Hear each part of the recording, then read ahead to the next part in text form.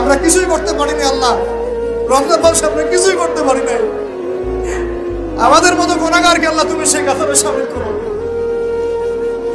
পুরো রমজানে আমরা আমাদের গাজার ভাইদের জন্য কিছুই করতে পারি নাই, একটা টাকা সাদাকা পাঠাতে পারি নাই, ওদেরকে এক বেলার খাবার দিতে পারি নাই।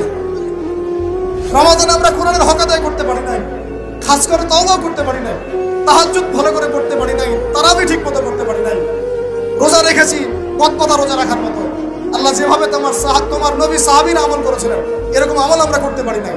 তাও তোমার ক্ষমা, তোমার দয়ায়, তোমার রহমতে আজকে আমাদেরকে ক্ষমা করো এবং এই শিক্ষাগুলো থেকে আমাদেরকে ভবিষ্যতে তৌফিক দান করো, যাতে করে আমরা তোমার রেজামন্দির মতো করে জীবনযাপন করতে পারি, গুনাহমুক্ত জীবনযাপন করতে পারি, ইসলামের জন্য একদম জান মাল সময় শ্রম উজাড় করে দিনের খেদমত করতে পারি। দিন ইসলামকে আল্লাহ পাকের জমিনে আমরা দুর্বল থাকতে দিব না ইনশাআল্লাহ। দিন ইসলামকে আল্লাহ পাকের জমিনে আমরা শক্তিশালী করেই ছাড়বো ইনশাআল্লাহ।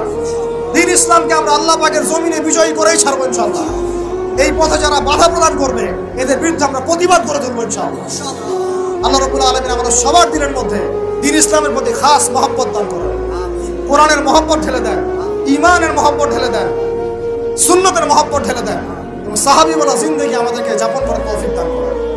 আল্লাহ রাব্বুল আলামিন আজকের এই খুশির দিনে, গুনাহ মাফের দিনে আল্লাহ পাক আমাদের সবাইকে ক্ষমা করে দেন এবং যে ভুল ত্রুটিগুলো আমাদের দ্বারা হয়েছে আল্লাহ পাকের সমস্ত ভুল ত্রুটিগুলো মাফ করে দেন এবং আগামীতে যেন এমন ভুল ত্রুটি না হয়, রমাদানের শিক্ষাগুলোকে নিয়ে পুরো বছর আমাদেরকে জীবনযাপন করার তৌফিক দান করে দেন।